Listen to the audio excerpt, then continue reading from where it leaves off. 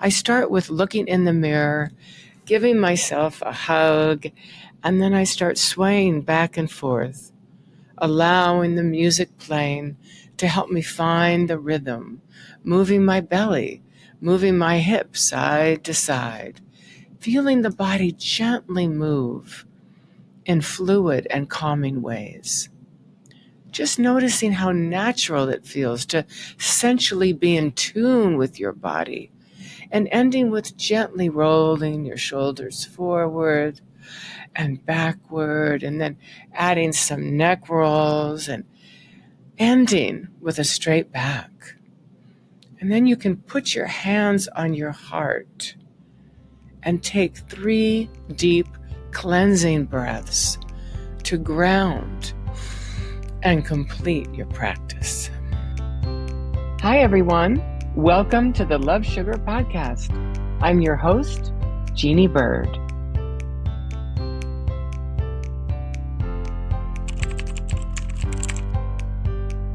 Welcome to the Love Sugar Podcast, transforming love lives one bite at a time.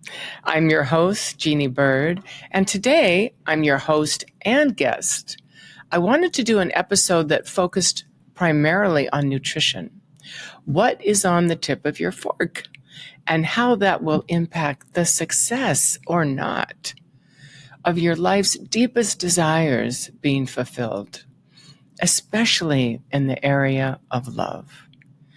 This season, we've been talking about 3 pillars of identity that make it virtually certain that you will live out your fullest potential in love. They are, number 1, having a true love identity.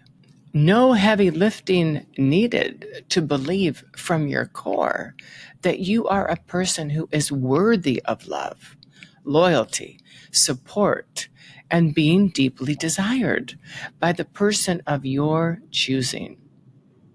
And this often requires a sort of reparenting that we do for ourselves or with a coach in order to plug in the gaps from what we didn't get from our own parents and learn to make empowered meaning of what went on in childhood. And number 2, we have been cultivating and nurturing the identity of a person who has agency and generativity, meaning that someone who can go out into the world and enroll people in what it is they want to birth or manifest, whether it be for a love connection, your family, or your community, or a new career. And the third is the identity of a person who prioritizes how he or she cares for and moves their body. And so it's this third pillar that we're going to explore more of today. I'd like to guide you on how to do this one bite at a time. And as author James Clear says in his book, Atomic Habits, it's a process and a game of inches. This identity reflects a person who cares for herself or himself, who actually feels worthy of care. I'd like to talk to you for a few minutes on the mechanics of care that a person can address in their lives.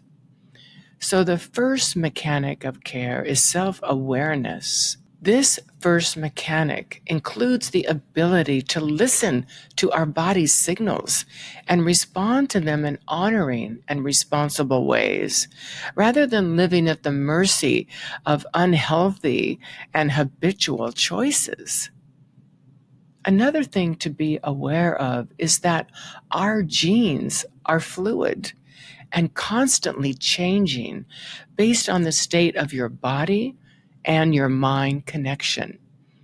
You might have heard the doctor telling you, genes load the gun, but nutrition pulls the trigger. The second mechanic is your self-care. The food you eat, the way you move your body, your quality of sleep. And the third mechanic is self-regulation.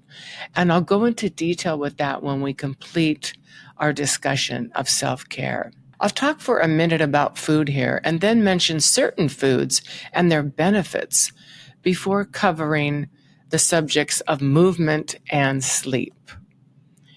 You know, food is a very sensitive topic for people, and I totally understand that. We all have our fave food that we don't want to give it up, even though it might be bad for us. I'll tell you about my particular lifelong food addiction that I still work with in a few minutes. But now I'd like to talk about the feelings that we have when we can't or choose not to eat what we love. We feel deprived. Psychologically, the mind often reacts negatively to the concept of restriction. When we tell ourselves we can't have something, it can create a heightened desire for that item. This is sometimes referred to as the forbidden fruit effect, where the very act of denying oneself something makes it more appealing. And then physiologically, certain foods, especially those high in sugar and fat, can trigger the brain's reward system, releasing feel-good chemicals like dopamine. So when you remove these foods from your diet, your body may initially respond with cravings and discomfort, which then can make you feel deprived. So the basic foods that most people love and that are known for being bad for us is sugar, dairy, and white flour. You know, we all know this. And of course, the flour turns to sugar as soon as we chew it. But the good news here is that there are alternatives to the above. Finding satisfying alternatives to the foods you're trying to eliminate will certainly lessen those feelings of deprivation. Here are a few substitutes. First, sugar alternatives. So using natural sweeteners like monk fruit, stevia, and allulose sweeten foods without any of the negative health effects. And then there are flour alternatives. You can experiment with almond flour, coconut flour, cauliflower, or hemp flour to bake with. And then there are dairy alternatives. So check out plant-based cheeses, yogurts, and milks that are made from nuts or seeds or coconuts. A very good plant-based cheese was created by the podcaster Rich Roll's wife, Julie Piat. And I will put the link in the show notes so you can check out her alternatives to dairy. Above, I've mentioned the foods that are not helping us. And in the not having of them, we feel deprived. And then the alternatives to combat those feelings of deprivation.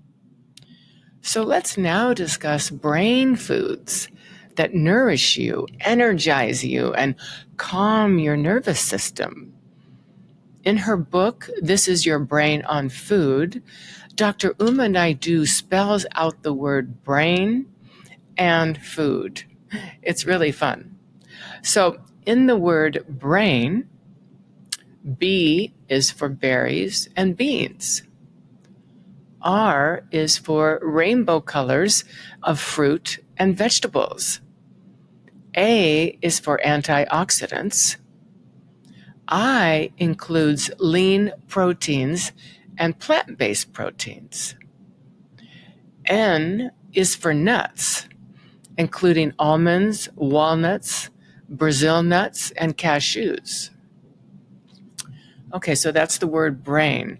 Now we have the word food. F is fiber-rich foods, fish, and fermented foods. O is for oils. And the second O is omega-3 fiber-rich foods. And D is for dairy. But of course, that is really inclusive of plant-based yogurt and kefir as the most healthy choices. And then S is for spices. And spices are amazing for enhancing your mood.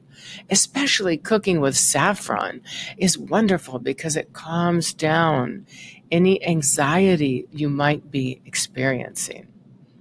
I just love how Dr. Naidu spells out the words brain foods to illustrate the best foods to nourish our brain, providing clear and simple guidelines for us to prepare and enjoy.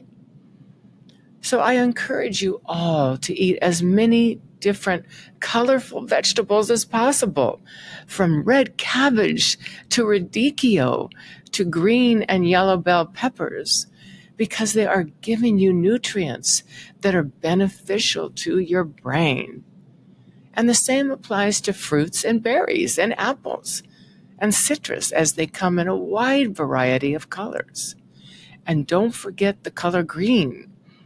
You need to get enough dark leafy greens like arugula, romaine, kale, endive, and bok choy. And of course, the cruciferous vegetable of broccoli provides necessary cancer-preventing polyphenols. In other words, eat the rainbow, please. And another great food to eat, believe it or not, is dark chocolate. Dark chocolate is a great source of antioxidants, as long as you stick to the really dark kind and make sure it doesn't have too much sugar. Selecting the ones that have more cacao, C-A-C-A-O, than cocoa, C-O-C-O. And if you don't eat meat, there are plant-based sources of protein, like organic tofu and tempeh. And they can also be enhanced with spices for flavor. And of course, don't forget your fiber-rich foods, such as beans, legumes, lentils, and vegetables. All are great sources of fiber. And fiber is very important as a prebiotic, as it waters the garden of your gut. And it can also help keep your weight down, as well as decrease inflammation in the entire body. Fermented foods are a must, like kefir, miso, kimchi, sauerkraut. These are all acting like a probiotic, really providing a rich soil in your gut. So all the good bugs in your gut make your gut a very calming environment that doesn't get your attention with aches and pains and being bowled over in pain.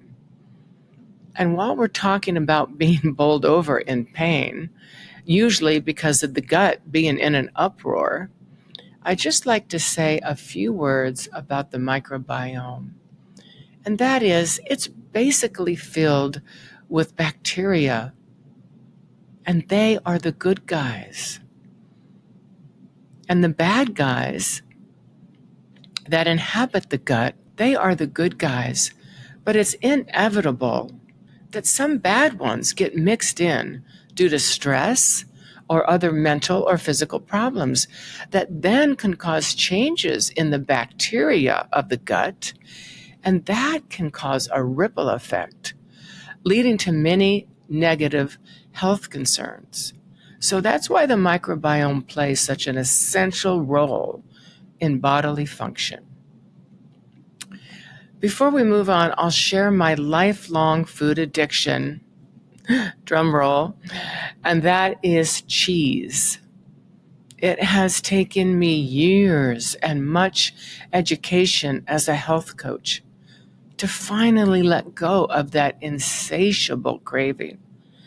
For a long time, I thought that sheep and goat cheese were better, that they were acceptable, because they're what we call casein number 2. And dairy cheese is casein number 1. Both are proteins. And casein number 1, dairy, is the most compromising to our health. But what I will now share from the science illustrates the challenges of both. Here are the downfalls of consuming dairy. Very sad. It prevents the body from cleansing. It stays in the body too long, causing insulin resistance. It makes the liver sluggish and stagnant. It's mucus forming because pathogens feed on lactose and protein. And it feeds viruses, bacteria, and unproductive funguses, mold and yeast. And it slows down the absorption and assimilation of healing foods. Dairy has an addictive quality to it. I can attest to that. Because the bugs in our gut crave it. And it usually has a little bit of sugar in it, so it produces sugar cravings.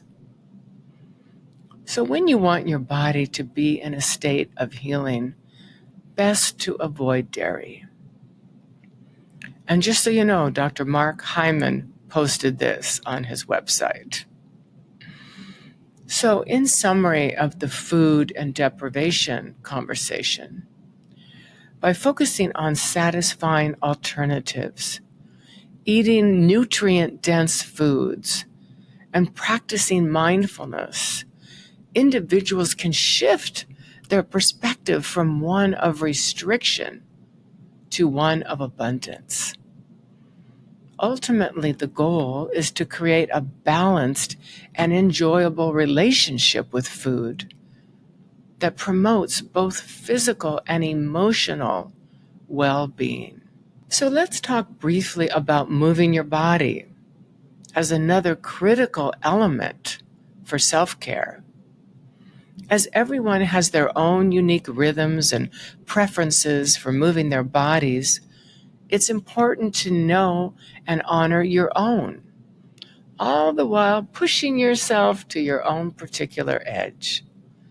The obvious ways of moving your body are through exercise, whether it be working out with weights, doing yoga, playing tennis, or pickleball, biking, etc. But one of my favorite ways to move my body to really connect in a somatic and gentle way involves swaying and stretching and dancing to move from feeling disconnected to a connected state within yourself. I start with looking in the mirror, giving myself a hug, and then I start swaying back and forth, allowing the music playing to help me find the rhythm, moving my belly, moving my hips side to side, feeling the body gently move in fluid and calming ways. Just noticing how natural it feels to sensually be in tune with your body, and ending with gently rolling your shoulders forward and backward, and then adding some neck rolls and ending with a straight back. And then you can put your hands on your heart and take 3 deep cleansing breaths to ground and complete your practice. And lastly, our final self-care element is sleep. Your sleep care is essential to further regulate your physical and emotional well-being. I will say here that which I know most of you already know, but it bears repeating. I encourage you to turn off all of your devices at least 1 hour before bed. Read a book or write in your journal. Write your gratitudes down for the day.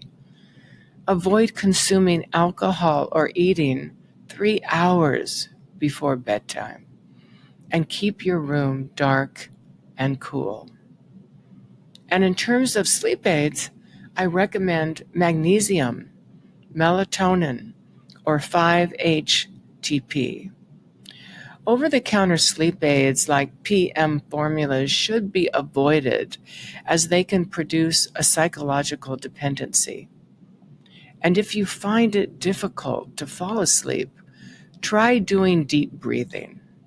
So you can inhale for the count of 7 and then hold your breath for the count of 7. And then exhale slowly through the nose for the count of 7.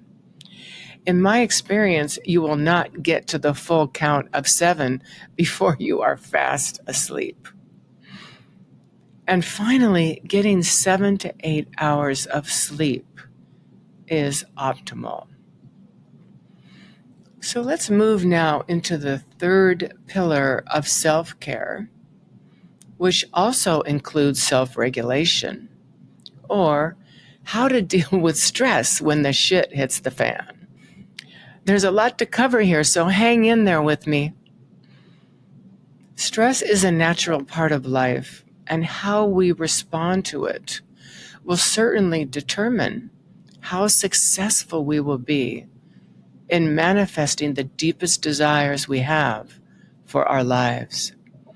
I'll break various degrees of stress down for you and how you might be feeling, and what the healthy food choices to make are, and what actions that you can take to move yourself through the feelings of stress.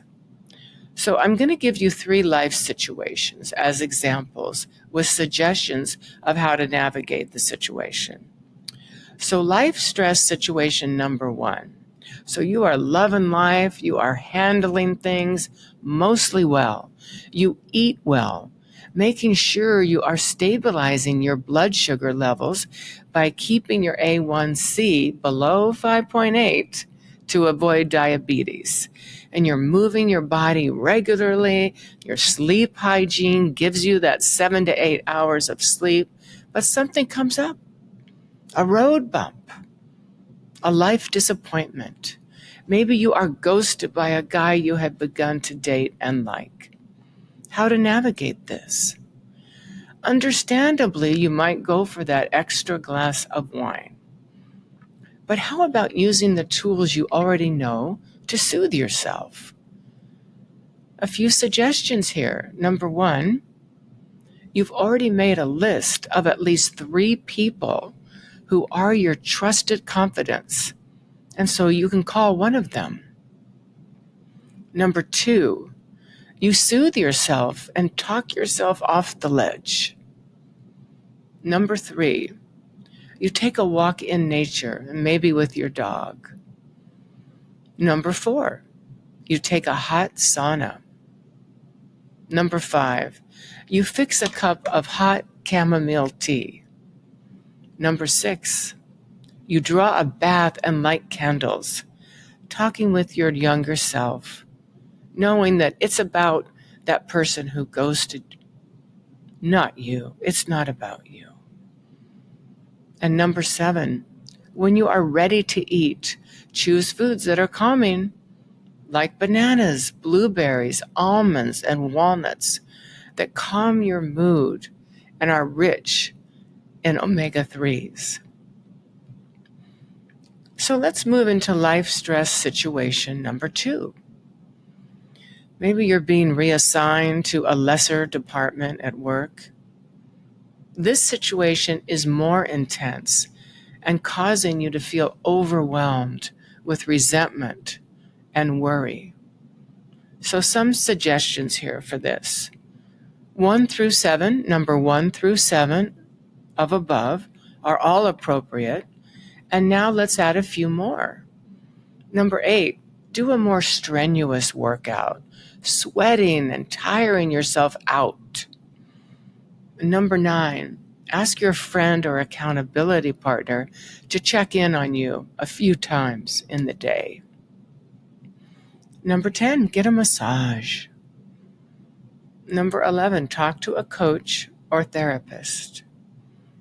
And number 12, write out your grievances and then write out what generative communication you can instigate in this situation. How can you foster a better environment? Number 13, go into the kitchen and cook yourself a healthy meal of grass-fed protein, vegetables, and a salad with a few pieces of dark chocolate. All right, life stress situation number 3. Your partner has asked for a divorce and you are in total breakdown. Again, all of the above, and now add number 14, a cold water plunge or cold rinses after showers. Number 15, more vagal toning exercises. Number 16, spend a few days with your bestie to help regulate your nervous system. And number 17, do long and serious talks with your younger self. Determine what's really true about this breakup and how is it really happening for you. And number 18, schedule a package of coaching sessions with a coach that you trust. And number 19, eat more calming foods. Maybe this time soups and soft foods to really calm down your gut. Number 20, get a hormone panel to determine your levels of progesterone, estrogen, and thyroid. And also cortisol, the stress hormone, will be indicated. Number 21, listen to meditations on the Calm app, which you can download. And number 22, move your head side to side, just relaxing the neck. Number 23, sleep 8 to 9 hours a night to really achieve emotional calm and cellular repair. So these are examples of life situations that might occur for you and how you can navigate them.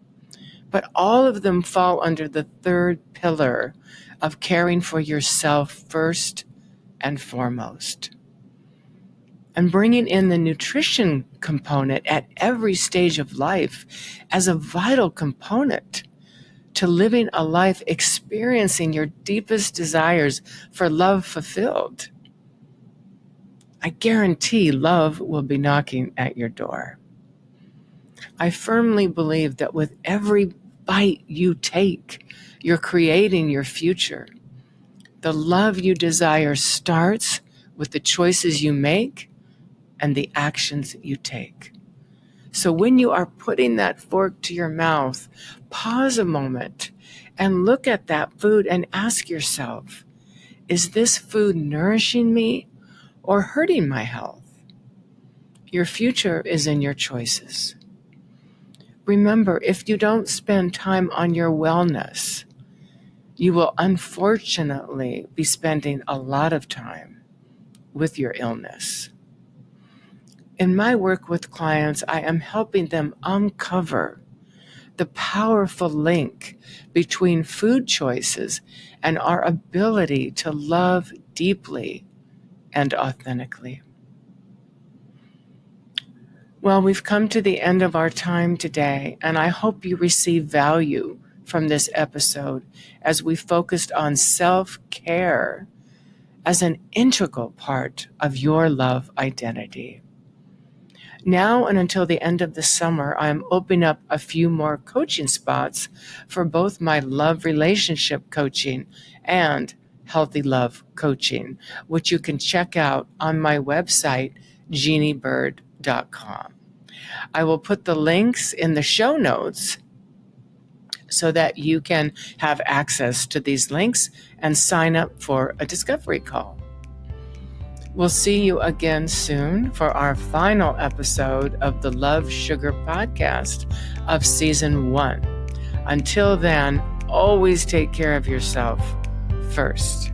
Thank you for listening and for watching if you're joining us on YouTube. If you got value out of this conversation, be sure to hit that subscribe button and the notification bell so you know when the next episode of the Love Sugar podcast drops. Until next time, always take care of yourself first.